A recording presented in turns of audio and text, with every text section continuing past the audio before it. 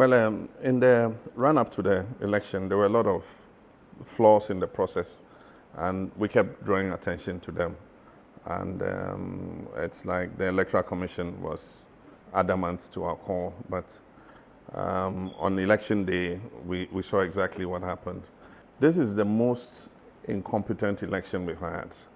I mean, everything about this election does not reach the standard that Ghana's Electoral Commission has attained for itself. Ghana's Electoral Commission is held in high esteem as one of the best electoral commissions. Unfortunately, this election, she can't even get the results right. The declaration is all over the place. Mr. President, I saw your press conference where you rejected the result.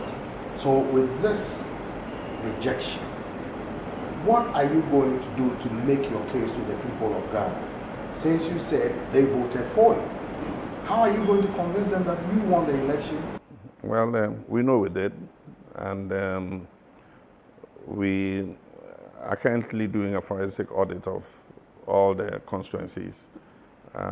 First, to establish what happened there, and then secondly, to reconfirm the figures that we have. Because this case might end up in court, I don't know. I cannot mention anything for now, but we're doing an audit, and based on that, we'll take whatever decision we need to take. But I think that the incompetence the EC has shown, it will be useful for us to do a forensic audit of the EC's own systems and the numbers to come to what the final number for the EC is. Because as of now, I don't know what number they're going to gazette. But Mr. President, what is your reaction to the African Union poll observer mission that came out saying that the elections were transparent and credible and that most people were not prevented from voting? The ECOWAS poll observer mission led by Madam Johnson Sirleaf said the same thing, that it was peaceful and transparent. So what do you say to these prominent African organizations that monitor the poll, pretty much giving a stamp of approval to the elections? Normally, when you have an observer mission like that, you need to wait and see their final report, because often they give the report up to the point of counting. And it's true, I mean, the whole day was peaceful. People went about, voting without any problems, and the queues were orderly. And so they'll say all that. And there were a few instances of people caught with pre-printed ballot sheets. I mean, the video evidence is there. Normally, their final report will capture the collation process.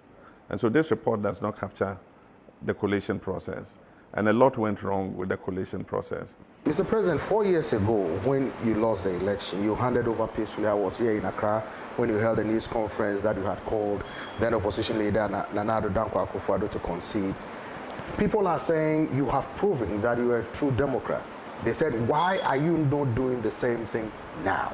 In the interest of the more than 6 million people who voted for me, I must uphold our democracy and hold our Electoral Commission to higher standards and hold this government to a higher standard in terms of our democracy.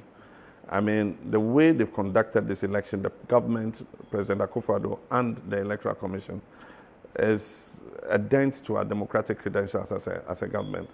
And so in my principles as a Democrat, I can't be seen to be sweeping it under the carpet and just letting it go. I think that we must bring closure to this by seeing exactly, where the issues are.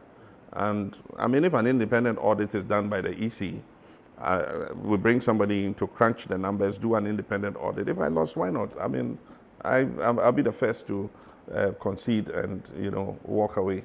But as long as that is not done, and I know that there was a deliberate attempt to subvert the will of the people in favor of the incumbent, it will be wrong for me in terms of our democratic practices to just leave it, because we will not learn the lessons of this election. I think that we must learn the lessons of this election so that we don't repeat it in a future one.